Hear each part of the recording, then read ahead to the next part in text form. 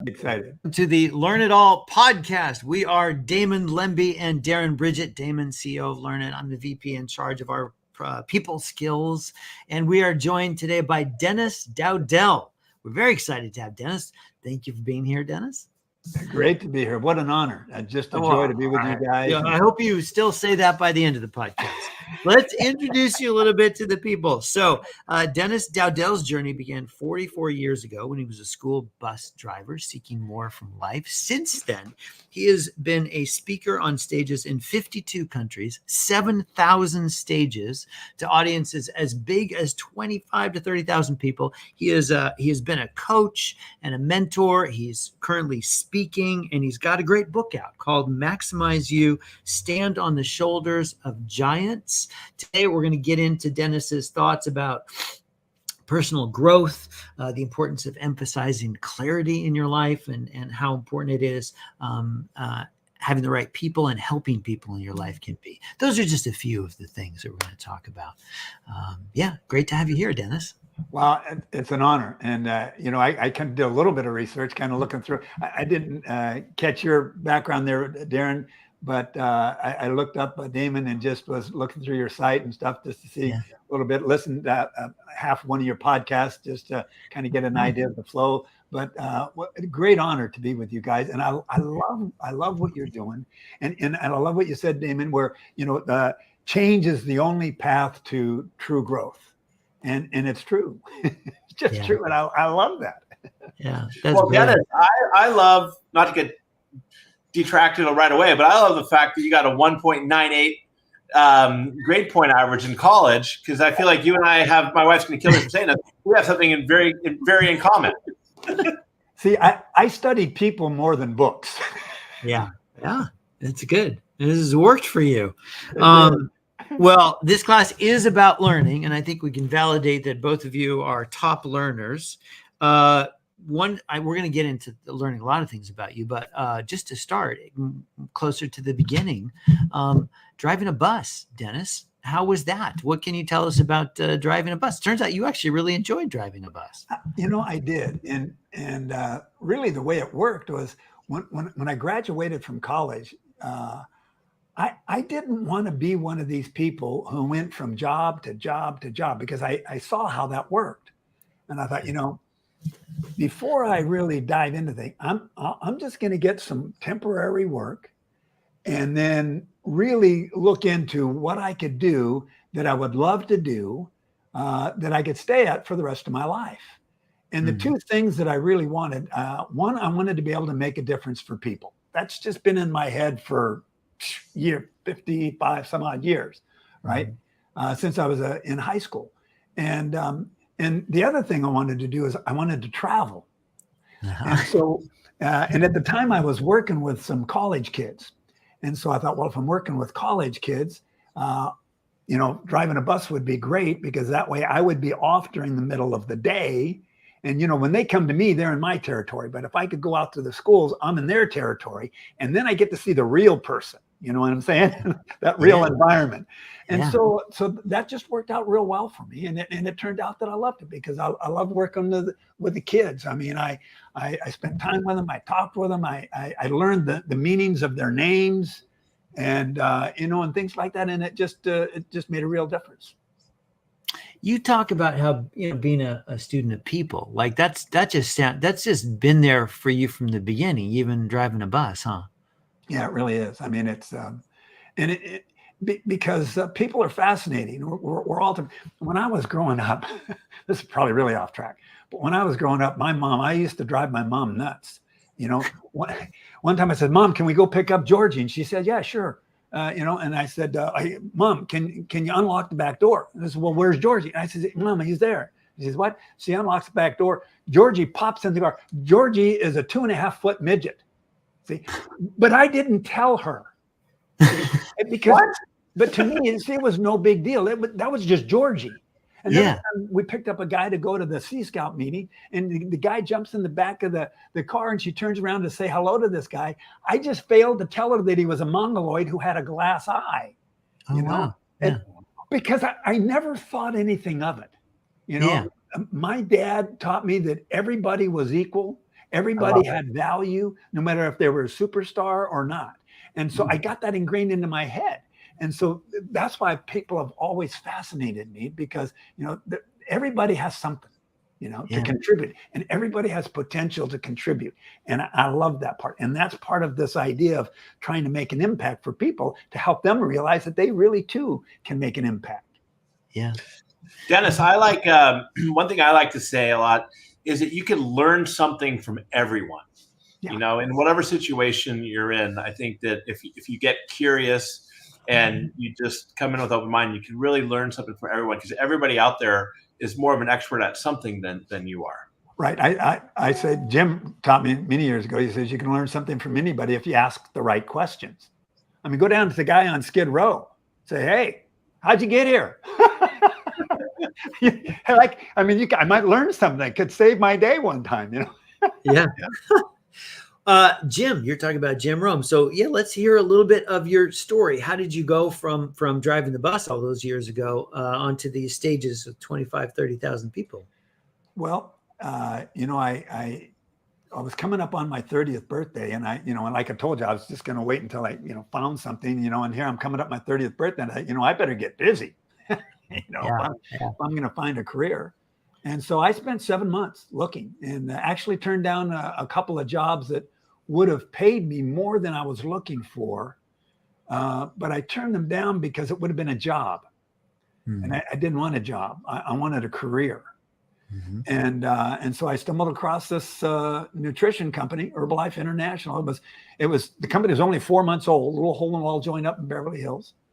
And I went up for what I thought was a one-on-one interview. And he threw me in this meeting with about 70 people that was big enough for 40. And I thought, man, what am I doing here? But I drove an hour and 15 minutes to get there. And I figured better sit here than sit in traffic in Los Angeles, right? And so they talked about the product. That made sense.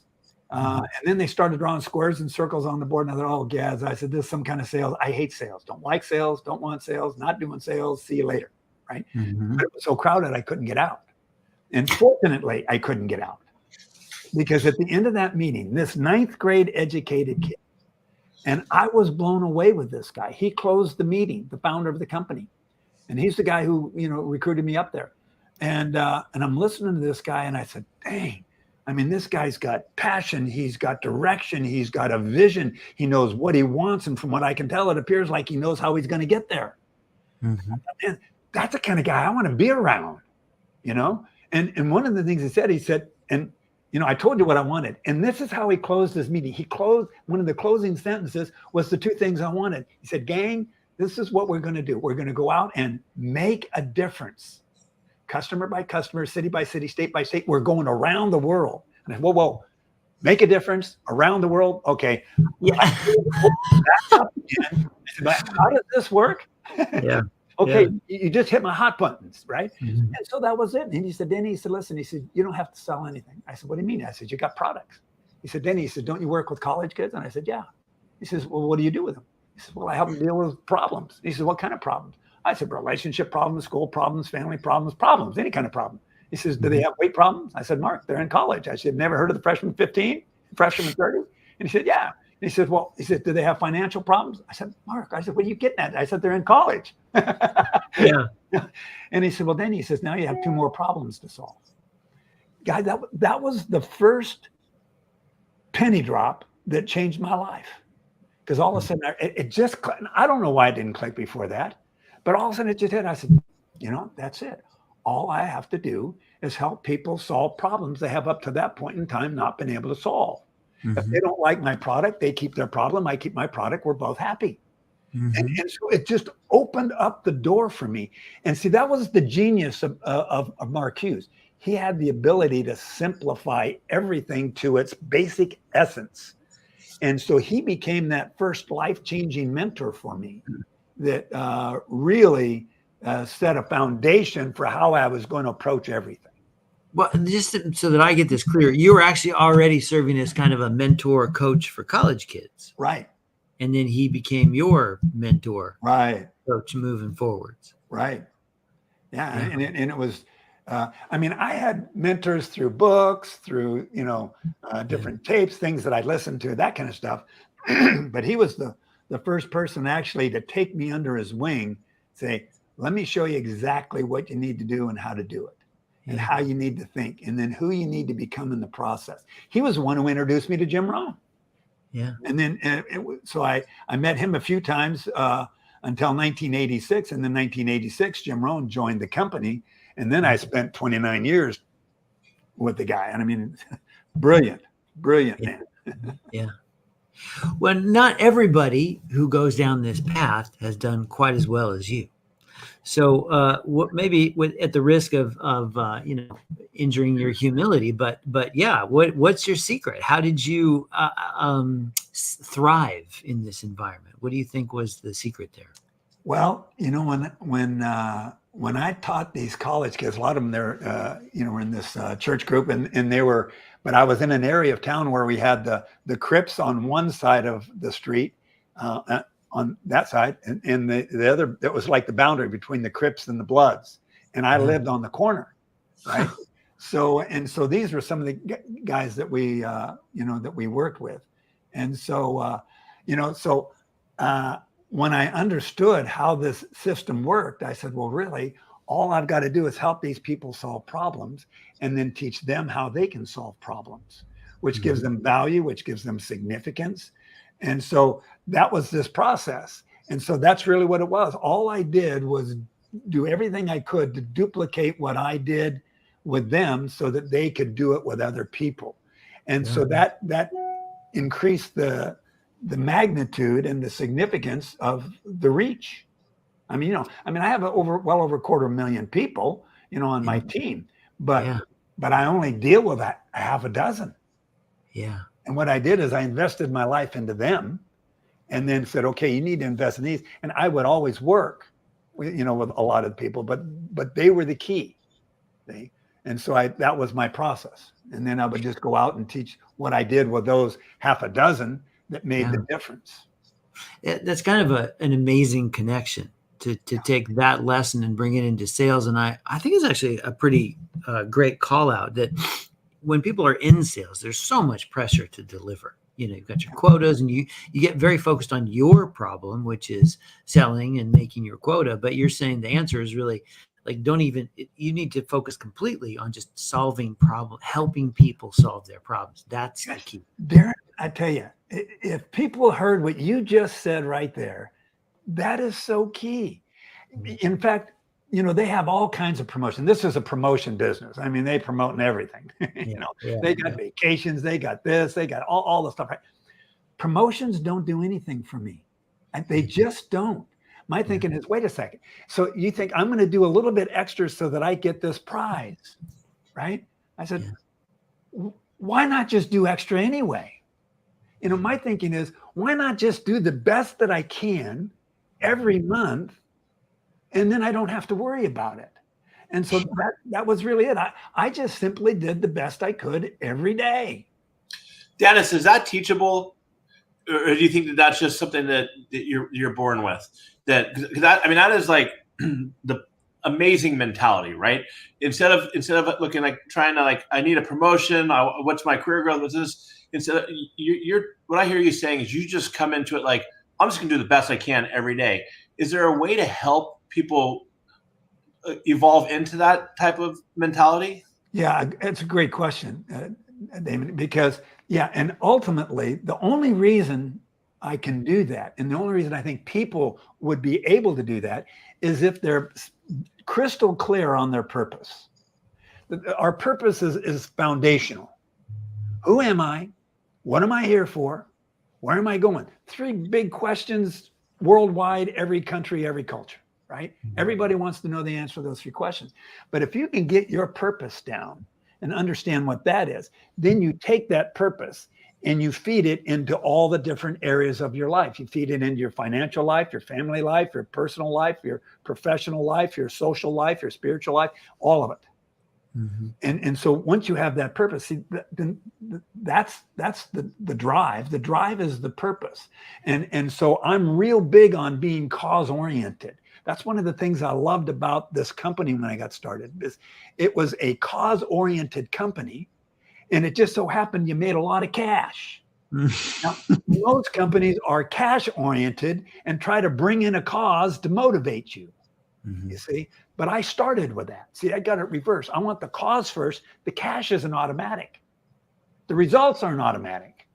So Dennis, my question is, if I'm somebody who's sitting there saying, okay, I'm listening to Dennis speak, I'm a little confused in figuring out what my purpose is. I mean, without going into, I'm sure there's many steps, but what is like the first step somebody could take to help them figure out what their purpose is or should be? Well, I think there's 4 questions. The first one is, who do you want to be? What is it that, what kind of reputation you have? What kind of person do you want to be? What kind of image do you want to have? In other words, it's almost like creating a brand for yourself, like you create a brand for a company. So, what's going to be my brand? Who do I want to be? And then once I determine who I want to be, then I can say, okay, then what do I want to do?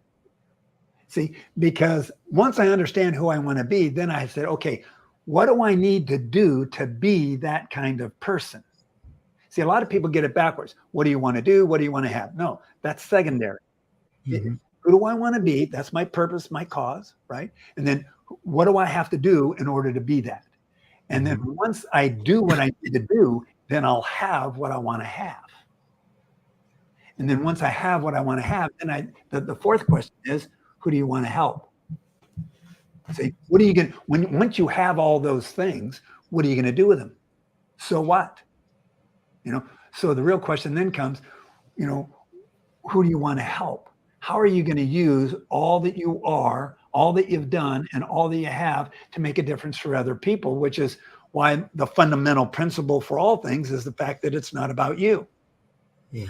Everything that I have, everything that I know, it's not for me. Listen, I can do those things. It's not for me. What it does is it feeds my purpose. It allows me to make a contribution. And everybody would love to contribute if they thought they could, And so that's that process that I kind of walk people through. I think that's what we need to know, but we need to have the right order. Dennis, when we were chatting before the show started, you mentioned this idea that kind of in a nutshell, it's not about you. Right. And that's such a powerful driving, like if you almost had to hold on to just one thing, that helps inform all the other 45, principles that you have in your book, for example. Yeah. But that is a little bit almost ironic because it looks from the outside like that can't be true because you're on stage with 25,000 people staring at you, but you're telling us it's not about you. I understand that actually, weirdly, from an actor point of view. My background before this was that, but can you explain to folks like how that makes sense that those things aren't opposed? It seems like everybody's looking at you, but you're saying what you have to realize is it's not about you. Right. Well, yeah, because basically, in other words, why am I on the stage? Yeah. Right. What am I doing up there? I'm only up there because I have some information, or a perspective of working with information that can make a difference for them. See, listen, if you get on a stage and you're not thinking about the audience, guess who you're thinking about? Yeah. Me. Yeah. And if you're thinking about me, man, how do I look? How do I sound? Am I saying the right words the right way? And, is it going to come across well? Are they going to like me? Are they not going to like me? You've got all this stuff, you see? And so that's where people get off kilter and the direction is there. And it applies in so many different areas. In other words, the process that we go through, most people, they're in a survival mode. Think about it. They live month to month, paycheck to paycheck. Now they want more, they have dreams, but they're not there. And so and that's where most of the people that I encountered, most of the people on my team where I encountered, and listen, I had some, senior executives and CEOs and attorneys and doctors. I had all kinds, but the majority of them are everyday people who are even in a survival mode. In other words, when they're on that, and when you're in the survival mode, guess what you're thinking about all the time? Yeah, yourself. Me. Yeah. My bills, my pains, my agony, my embarrassment. it's all me thought. So what I tell people, I says, you need to go in order to go from survival mode, you need to move into the servant mode. Yeah. You need to become a servant. And, there's the old saying, if you want to be the leader of all, you got to be the servant of all. But the reality is that's magic. See, that's where you get loyalty from your customers and such. Because when you become a servant, and by the way, most of my people, they say, well, I don't want to be a servant. I want to have a servant, I say, well. He's like Darren. Yeah. But, the thing is, it's when a servant for me, and this is my definition, so this is what makes it real for me. As a servant is somebody who simply gets excited about making other people successful in what they do and what they want to become and have. And if I can help them become successful in what they want and who they want to become, we both win. See? So the idea is take everything that I have and pour it into everything that they want. In other words, it's not, hey, because a lot of these people are coaches or, it's be all these things. Hey, let me tell you what I can do for you. Oh, wrong thinking. It's not what I can do for you. It's what can I do for you? Just to see what I'm saying? But it's radically different. What can I do for you? What is it that I have or I know and I've experienced that's going to help you in your journey? And so that's the whole thing. That's the whole not about you thought process. So, and Zig Ziglar, he's the one who said, help enough people get what they want and you get everything that you want. And I'm just telling you, it's true. You can't help all these people become successful and not become successful yourself. I defy anybody to do that. You just can't do it. And the other point is, I think many people, they have a very worldly concept of success. They think that success is position, possession, and power, authority, all the stuff, right? That's not true. And I tell people all the time, if success is your goal, you got the wrong goal. You're going to lose. And how do we know? Go ahead. No, go ahead. Finish. Well, I'm just saying, think about how many rich, famous, powerful people commit suicide. They have all the position, they have the possession, they have the power, they have the money, they have the fame, fortune, all the stuff. They commit suicide. Why? See, because success isn't what it's all cracked up to be. How much is enough? I heard one guy say just a little bit more. Yeah, right. But so the real goal. Here's the question. What's the real goal? Significance. That's what we want. In other words, success isn't what I do. It's what others do as a result of what I do or have done. Here's a question for you around this. Somebody asked me the other day, how do you stop comparing yourself to others? Do you have any advice around that? I love that. Have you listened to my messages or something here? You're just hitting all the keynotes. No. Literally, somebody asked me that the other. It was an individual contributor on a sales team who was relatively new to the sales team, and they said that their frustration is they're constantly comparing themselves to other people on their team, and they feel like it's been hurting their morale for one, but also their productivity. Well, there's no question about it, because when you compare, you're either not enough or you become arrogant. Yeah. Right. And the thing is you can only compare equals. Think about it. You have to compare oranges to oranges. You can't compare oranges to baseball. Doesn't work. Right. So, and I have a saying that I tell people all the time: when you compare, it leads to despair. Okay? And that's why. So, and the point is everybody's different. And a lot of people think, well, everybody's just like me. It's a very immature way of thinking. And when you grow, or, like I said before the show, everybody's like me, or they will be when they grow up, and, but the point is once you begin to realize, wait a second, everybody isn't like me. People are different. And then you realize you grow a little bit more and you realize, come to think of it, nobody's like me. And here's the most valuable part. It's okay to be me. Yeah. See, because every single person is uniquely and distinctly different. This is what allows every human being to contribute, no matter who they are or where they are or what they is. Because, I mean, think about it. And I use this illustration, but it's powerful. And we know everybody's different because guess what? Everybody has different fingerprints, don't they? So we can identify 7 billion people, 7 billion fingerprints. They're all different. Yeah. 1986, they discovered DNA. Wow, we're really different. We're distinctly different. You also have distinct eye prints. There's 7 billion different eye prints. That's how iridologists, that's how they make their living, right? Because the eye prints it's the window to the mind, the window to the soul, the eyes, right? Yeah. And so, and then I learned this here a couple of years ago. Every heartbeat is different. Wow. So what does that tell us? How do I apply that for me? That means people see things different. People experience things different. People's passions different. People feel things different. So everything is different.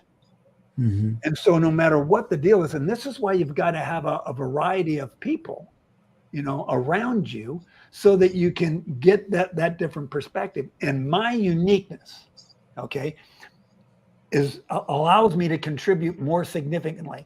Nobody's read the same things, seen the same things, heard the same things, and had all the same experiences. Nobody.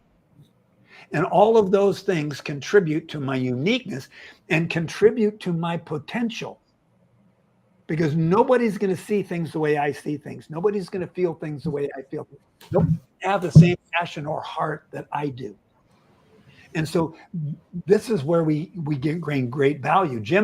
Ron used to say, each of us need all of us, and all of us need each of us.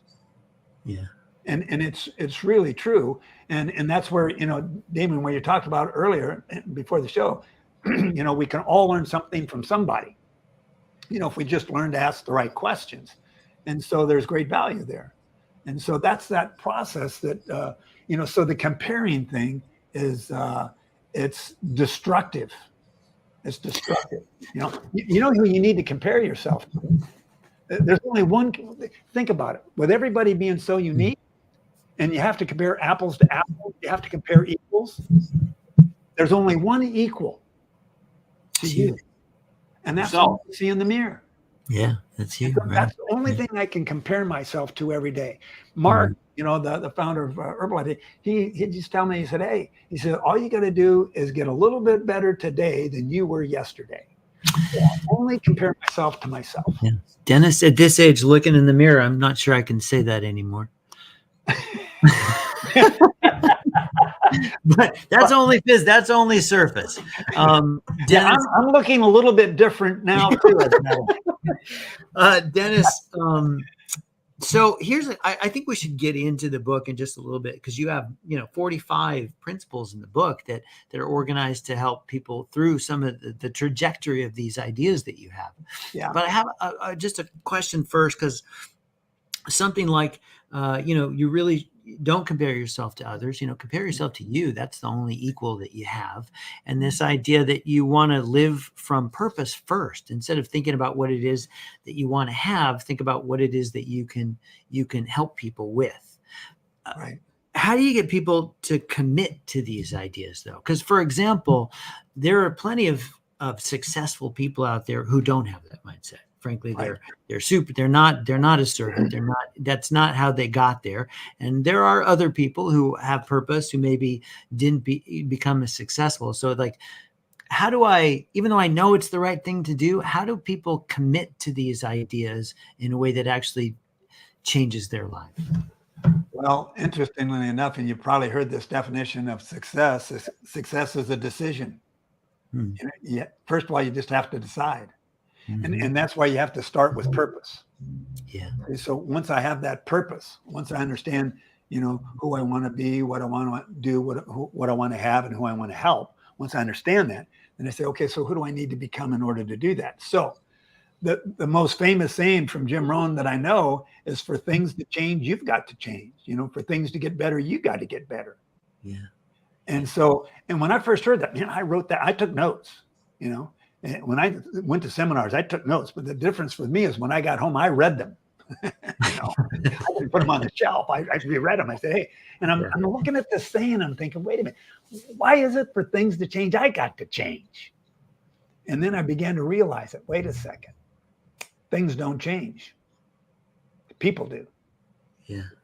Do we have poverty today? Do we have wealth today? Do we have corruption today? Do we have all these things going on today? Sure. Did we have them 100 years ago, 1,000 years ago, 2,000 years ago? Things don't change. Yeah. But see, the key here is it's not what happens to us. It's not the circumstances around me, that affect me. It's how I respond to the circumstances. See, that's the key. Circumstances happen to all of us. Some become bitter, some become better. We choose. See, and that's why I say it begins with that choice.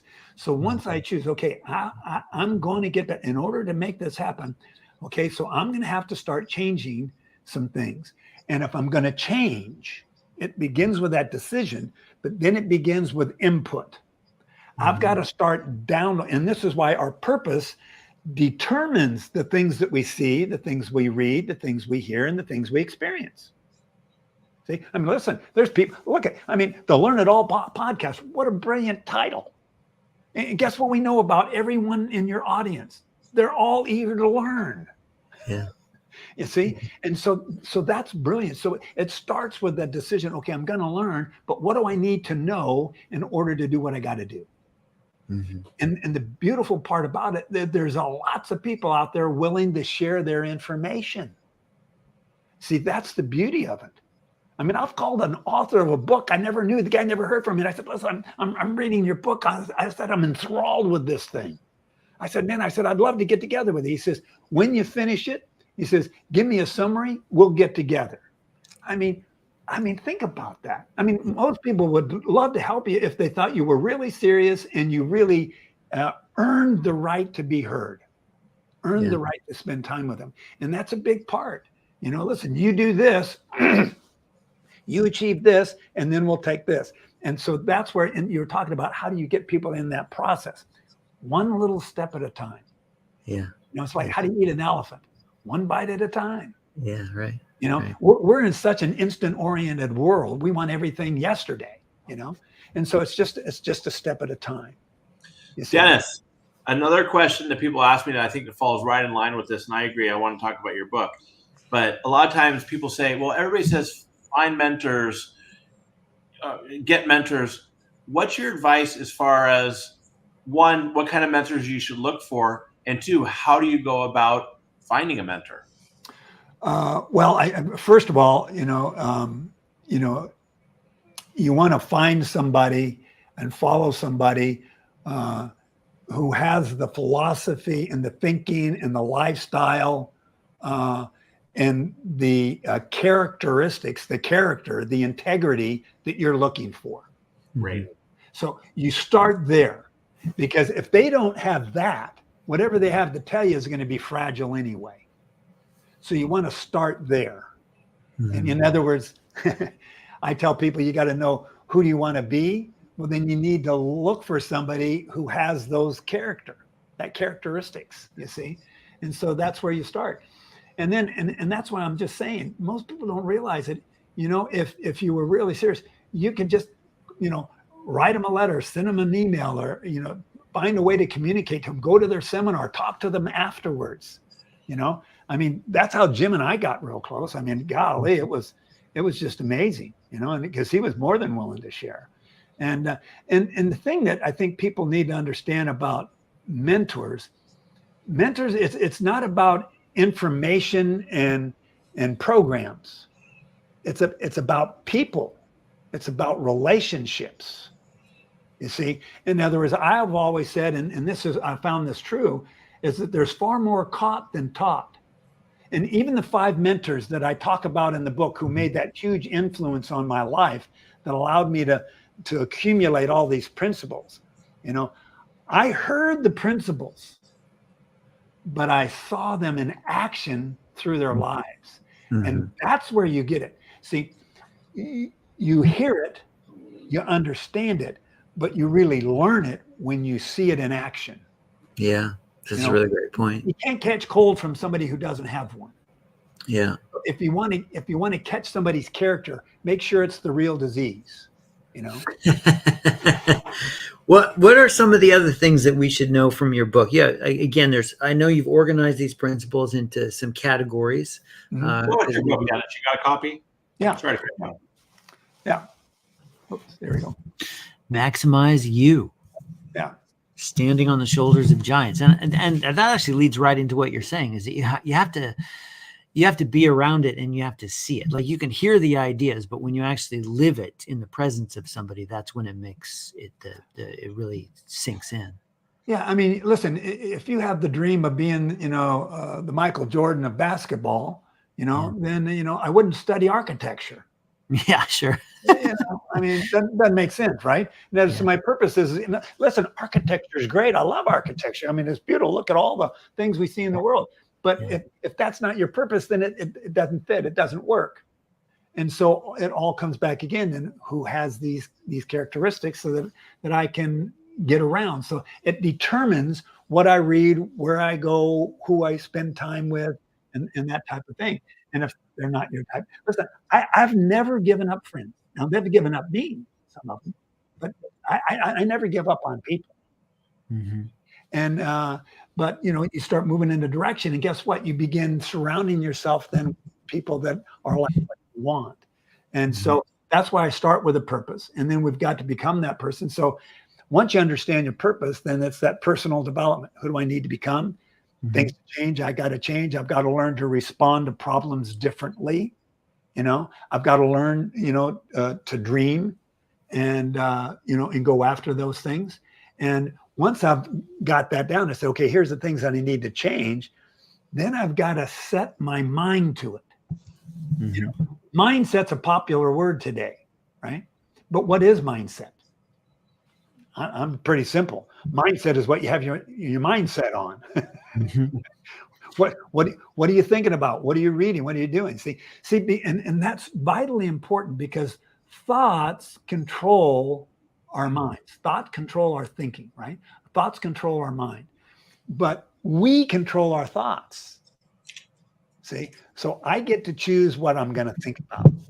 And once I choose what I think about, that's going to determine what I do. Our thoughts turn to actions. So I got to get people reading the right things, seeing the right things, experiencing the right things. And if they're around that, then they're going to start thinking about those things. And then then you can talk about, okay, now how do I apply those things?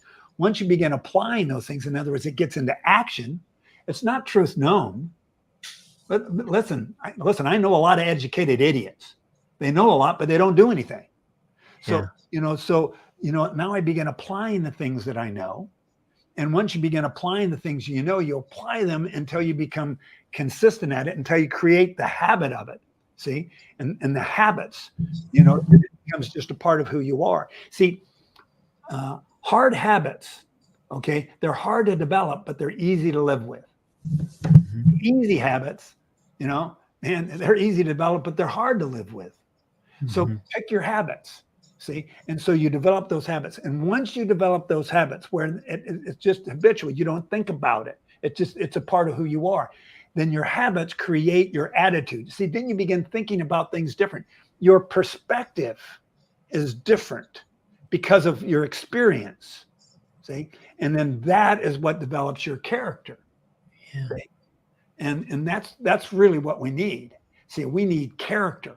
A lot of people say, well, they're so charismatic. Yeah, they can be charismatic, but if they don't have character, it's just a sideshow. I like that. Yeah, I think it's kind of disappointing that we don't really ever talk about character so much anymore, but it does. No. Dennis, so you've been down this path, for 44 years, according to you, and learned a ton of great lessons. You've codified it into these principles that you have in a book and everything. And at this point, so much of it must be second nature for you. What do you still have to remind yourself on a daily basis just to kind of stay to keep being the person that you want to be? Everything that's in my book, I have to remind myself. Do you? Listen, it's a battle zone. Yeah. The world is vying for your attention. They're vying for your mind. Listen, we hear about, false information, misinformation. Man, the world is filled with it. Yeah. And so there's the battle for the mind. And so, I mean, listen, as I'm going through this process, Damon, we were talking about, writing the book as just a small part, then all of a sudden the real work begins, and I discovered how much more I have to learn. Seriously, I have to go back and read my own principles just to remind myself, because it's so easy to get distracted by things. I have to remind myself, okay, listen, Tony Robbins is Tony Robbins because he's been there and doing all this stuff. I can't compare myself to Tony Robbins or, all these different people. I compare myself to me. I have to go through the whole thing of, okay, I've got to develop the disciplines, that it's going to take. And so I have to stay focused on my purpose. Focus always precedes success. Think about it. No matter what you're involved in, whether it's a sport, a musician, a career, or whatever it is, focus precedes success. Dennis, I was thinking about this when I was going through your stuff. There's so much out there in the world of social media and everything. What is one tip that you have for somebody to help improve their focus? Well, just improve what you download. Make sure, literally, if we want to focus on things, download everything that pertains to the thing I want to focus on. I always say that, once you get that focus and you decide what you want, what we do is we're wanting to do something that's going to improve my life. So I'm exchanging where I am for where I want to be. What is what is bad for what is good. And then once I start doing the good things, then I need to exchange what is good for what is better. And once I get involved with the better, then I exchange what is better for what is best. Here's the problem. The good is the enemy of the better. The better, it's the enemy of the best. And so that's why we have to keep moving. Because it's easy to be distracted by good things. I could be doing good things, valuable things, but if it doesn't help me to get what I want, it's out. It's going to be my enemy. It's going to prevent me from, or slow me down from reaching my goals. Right? I see. Yeah. We have listeners who may be interested in speaking, a career doing that. And I think you already offered a tip in a sense to people who want to be a public speaker, which is to remember it's not about you. That's some of the best advice you can have in terms of managing your nerves, realizing it's not about you. It's about you helping other people with the story you're telling or the problems you're trying to solve. Do you have any other tips for people who might want to, follow in your footsteps and get up on a stage or maybe have to give a big keynote coming up and that they want to do the best? What tips do you have for people who want to be doing some public speaking? Well, I think really it comes down to the idea of others. In other words, when I understand my uniqueness, what I want, and I develop myself into my unique self, and understand what's different about me, what my talent, skills, gifts, and abilities are. Those talent, skills, gifts, and abilities, again, they're not for me. Listen, if I'm the greatest musician in the world and I'm playing up on some mountaintop by myself, who benefits from that? Yeah. You see? So in other words, I'm a talented, skilled musician so that I can bring pleasure, so I can contribute to others. So that's where, that comes in. But, so I think what and how can I contribute best to others? And why not? Listen, people want to wait to get on the stage. Why do that? Why not begin with your neighbor? Yeah. Why not begin with the guy down at the club or the person over at the gym? Why not just contribute every day? My goal for me is every day to make an impact with somebody for something. I mean, why would I want to wait? See, and that's where I get my practice. See, when you're practicing with people aren't expecting it, then I get the right feedback. Says, well, maybe I better X that one, that didn't work good. But really, you know what it is? It's our life message. Yeah. And in fact, that's one of the reasons why I ended up writing the book initially. Was just, my family watched me to go from zero to hero. They watched me going from being dead broke, holes in my clothes and all this kind of stuff, to the $1 million mansion, to having the boat and the cars and all the stuff, right? Most of which I've got rid of now because I, better things and stuff. Yeah.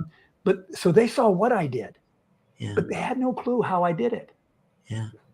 And so I thought, the book is a way to leave that legacy. It's a way to get that, leave it for them so that they not only understand what I did, but they understood why I did it and how I did it. Yeah. That way the legacy continues.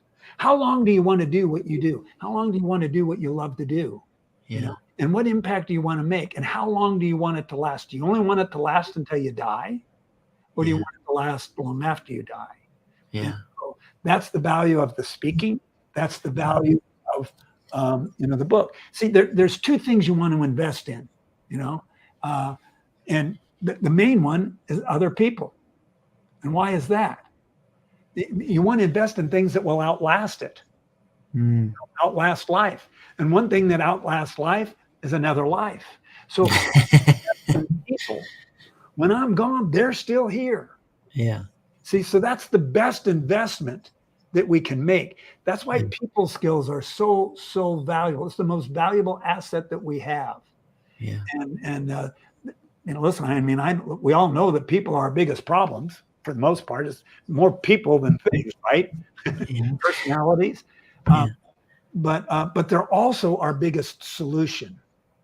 Yeah. See, I learned those talent skills and all that I've learned, my attitudes and these things and all these principles from other people. So they may be their biggest problem, but they're also our biggest tool and our biggest asset, our biggest contribution.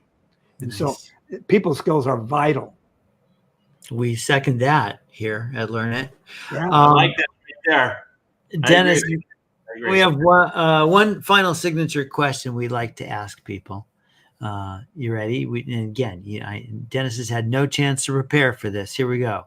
So a lot of people now know a lot from this podcast, listen to you, and probably a lot of other things about you. What's something that a lot of people don't know about you that might be a little bit surprising? I'll give you a couple of examples. We had somebody share a love of meteorology. We just had a guest talk about how much they like landscape painting. I mean, is there, do you secretly speak Italian? Nobody knows.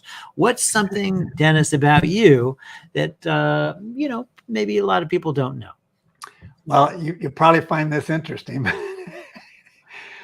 Because most of the people who know me from the stage. They know me from doing trainings or doing, virtual trainings or all these different things. And what people don't realize is I'm very much an introvert. Yeah. Funny, right? And in fact, my wife, she was one of my customers. And so, when I met her, it was this one-on-one deal going on, right? Yeah.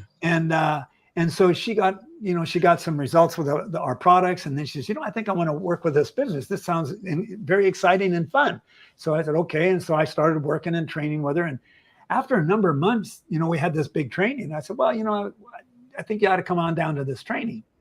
And she said, okay, and I was speaking at it. And so she comes down to this training and she sees all these people and stuff like that. Of course, I know everybody there. And then, they call me up to the stage, so I get up to do my deal. And she's kind of looking around. She says, who is that guy? And it's this funny thing. It's like when I get on a stage, it's like the light switch goes off. Mm-hmm. And part of that is because one of the most important things I want to do is make a difference for people. And I can say, listen, most of the things that I say, people have heard it before. There's very few things that I ever say that people haven't heard. And that's because most of the things I say is something I got from somebody else. When I'm speaking, I say, hey, isn't this great stuff?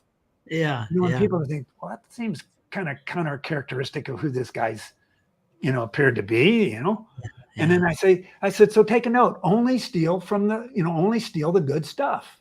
Yeah. Right. Right. But so that's what excites me. So when I get up there, I said, here's my chance to say something, maybe even the same thing, a little different way, so that it sinks in how to, so that they can actually walk out of that room that day a changed person. Here's a simple thing that is that way. I'd like to tell people, replace all shoulds with coulds. We were talking about how do you develop this process. And that's one of the key little principles that you can use. Instead of saying, you should go to this event, say, no, you could go to that event, Mm-hmm. You should do this. No, you could do that. See, it's a whole, when you say should, they're saying, yeah, why should I? Yeah, right. But when you say you could, they say, really? How? That doesn't work with my 2-year-old son, Wally, though, when I tell him about the rocket. Yeah. Hey, You Wally, could choose. You could choose a different path. I get what you're saying. I like that. I like that approach. Yeah. But anyway, I'm a real introvert, and in fact, when I get off the stage, man, a lot of people want to get out front and, shake that. Man, I'm going back to the green room. Yeah. Well, so Dennis, really inspiring to have you on the show. I mean, just one inspiring nugget after another. And we want to let people know how to get in touch with you. Not immediately, because you got to go to the green room and be alone for a minute. But shortly after this, how could people get in touch with you or get your book? Well, easy to get the book on Amazon or, what is it, Barnes and Noble, Sure. So the places you can just look up my name, look up the book.